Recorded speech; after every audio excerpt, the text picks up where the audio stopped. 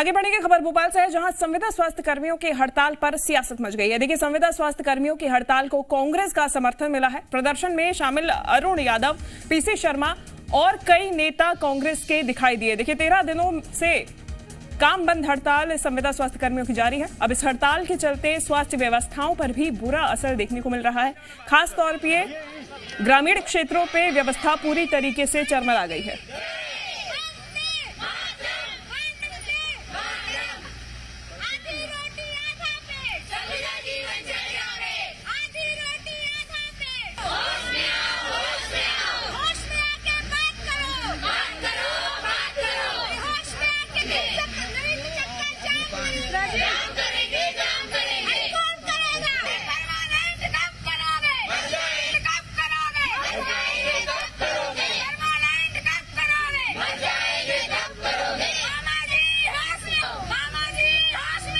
तो देखिए, नियमितीकरण इनकी एक प्रमुख मांग है। इसके अलावा जितने भी कर्मचारियों को, स्वास्थ्य संविदा कर्मचारियों को निष्कासित किया गया था, उनकी बहाली की मांग को लेकर पिछले 13 दिनों से 32,000 स्वास्थ्य संविदा कर्मचारी पूरे ही प्रदेश में हड़ताल पे हैं। इससे बुरा असर देखने को मिल रहा है स्वास्थ्य व्यवस्थाओं पर प्रदेश की। ज्यादा जानकारी लेंगे जी मीडिया संवाददाता आकाश द्विवेदी हमारे साथ जुड़ गए हैं। आकाश, 13 दिनों से हड़ताल जारी है, काम बंद है पूरी तरीके से, लेकिन इसमें अब सियासत भी कांग्रेस समर्थन करती हुई नजर आ रही है। आज कांग्रेस के तमाम नेता इस समर्थन में शामिल हुए दिखाई दिए। बिल्कुल, देखिए, कांग्रेस पार्टी के पूर्व केंद्रीय मंत्री और पूर्व प्रदेश अध्यक्ष अरुण यादव प्रदर्शन में पहुंचे हैं। उनके साथ यहाँ के पूर्व मंत्री पीसी शर्मा और तमाम कांग्रेस जो नेता हैं वो मौजूद हैं। इसके साथ ही संविदा कर्मचारियों से बातचीत किया जा रहा है। अरुण यादव ने आश्वासन दिया है कि कांग्रेस पार्टी उनके साथ है। साथ ही इसके अलावा उदाहरण दिया है जिस तरीके से राजस्थान में कर्मचारियों को नियमित किया गया है, उसी तरीके से मध्य प्रदेश में कांग्रेस की सरकार बनने के बाद संविदा कर्मचारियों को नियुक्त करेगी, उन्हें नियमित करेगी। ये बातें कहीं। साथ ही शिवराज सरकार पर निशाना भी साधा है, क्योंकि देखिए 13 दिन से ज्यादा का वक्त बीत चुका है और अब तक संविदा कर्मचारी हड़ताल पर हैं।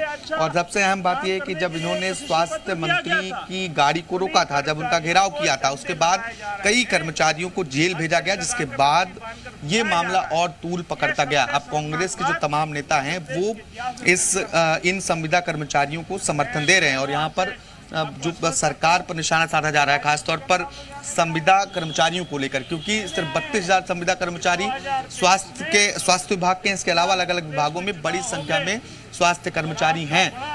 देखिए, जो चुनावी साल है, क्योंकि 2023 में चुनाव होना है, ऐसे में उन तमाम बातों को इन संविदा कर्मचारियों के सामने भी कांग्रेसी रख रहे हैं। अरुण यादव ने संविदा कर्मचारियों का समर्थन भी मांगा है। इसके साथ ही ये दावा किया जा रहा है कि 2023 में कमलनाथ की सरकार बनती है, कांग्रेस की सरकार बनती है, तो सभी संविदा कर्मचारियों को नियमित किया जाएगा। देखिए, इनकी दो जो प्रमुख मांगे हैं वो यही हैं, एक तो नियमितीकरण, दूसरा बड़ी संख्या में जो जिन कर्मचारियों को बाहर निकाला गया है उनकी बहाली दोबारा की जाए। इन्हीं दो मांगों को लेकर 13 दिन से लगातार प्रदर्शन जारी है।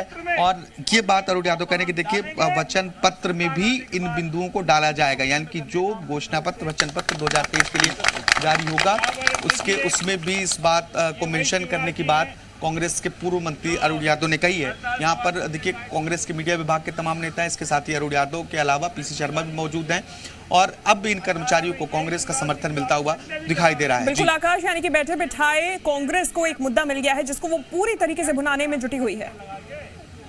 डंडा मार के शिवराज आप न्याय कर रहे हैं। बिल्कुल, निश्चित तौर पर। और देखिए, उन तमाम पुराने आदेशों को दिखाया जा रहा है। खास तौर पर यह कहा है अरुण यादव ने कि सरकार जब चुनाव आते हैं तब वादे करती है और नियमितीकरण की बात कही जाती है, लेकिन नियमितीकरण होता नहीं। प्रभुराम चौधरी के एक ट्वीट भी दिखा रहे हैं और जिसमें स्वास्थ्य कर्मचारियों के नियमितीकरण संबंधी कुछ बातें लिखी हुई हैं। उन तमाम पुरानी बातों को भी यहाँ पर संविदा स्वास्थ्य कर्मचारियों के सामने उठाया गया है कि 2018 का चुनाव हो या फिर इसके पहले का चुनाव हो, जब चुनाव आते हैं तो सरकार इन्हें आश्वासन दे देती है, आदेश निकाल दे देती है, लेकिन इन्हें नियमित नहीं किया जाता है। सरकार के अलावा देखिए, कांग्रेस पार्टी संविदा स्वास्थ्य कर्मचारियों के साथ खड़ी है। ये केंद्रीय पूर्व केंद्रीय मंत्री अरुण यादव ने कहा है और सरकार बनने के बाद इनकी सभी मांगों पर विचार किया जाएगा। ये बात लगातार कांग्रेस पार्टी के नेताओं की ओर से की जा रही है और अब सिर्फ यही नहीं, कमलनाथ भी लगातार इस तरह के वादे कर रहे हैं। जो असंतुष्ट वर्ग हैं उनको साथ लेकर चलने की कोशिश मध्य प्रदेश की राजनीति में हमें देखने को मिल रहा है और अभी अरुण यादव से भी बातचीत करने की कोशिश करते हैं और समझने की कोशिश करते हैं। सर, आज आप संविदा कर्मचारियों के बीच पहुंचते हैं, सरकार बनने के बाद आश्वासन दे रहे हैं कि आप नियमित करेंगे, राजस्थान का भी आपने उदाहरण दिया, क्या बातचीत हुई अब तक कर्मचारियों से? देखिए, हमारे स्वास्थ्य कर्मचारी पिछले 15 दिनों से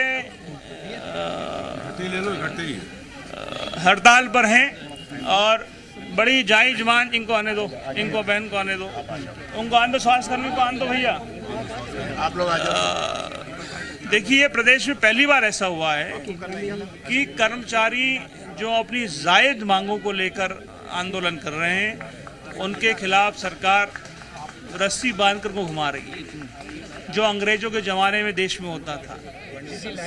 और हिटलर की सरकार यहाँ पर प्रदेश में है, 14 दिन से ये हड़ताल पर यहाँ पर है। सिंपल सी मांग है कि हमारा नियमितीकरण होना चाहिए। अगर राजस्थान की सरकार नियमितीकरण कर सकती है, उड़ीसा की सरकार नियमितीकरण कर सकती है स्वास्थ्य कर्मचारियों का, तो मध्य प्रदेश की सरकार क्यों नहीं कर रही है? क्या समस्या है? ये वही शिवराज मामा है जो इन पे डंडे लगा रहे हैं।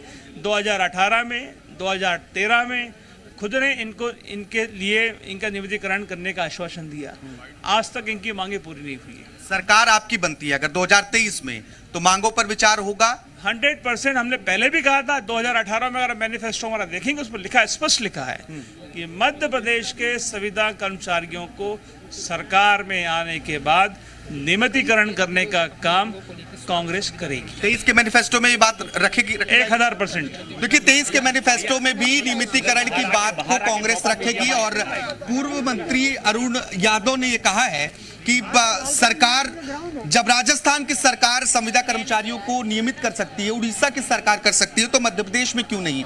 कुल मिलाकर अब ये मामला जो है वो राजनीतिक रूप लेता हुआ दिखाई दे रहा है। शिवांगी। बिल्कुल आकाश, राजनीतिक रूप दिखाई दे रहा है। इस पूरे मामले को लेकर अब सियासत भी तेज हो गई है। धन्यवाद आपका तमाम जानकारी के लिए। खबरों में बने रहने के लिए आप हमारे फेसबुक, ट्विटर और इंस्टाग्राम पेज को फॉलो कर सकते हैं। लेटेस्ट अपडेट के लिए आप हमारे यूट्यूब चैनल को सब्सक्राइब भी कर सकते हैं और हाँ, बेल आइकन पर क्लिक करना ना भूलें।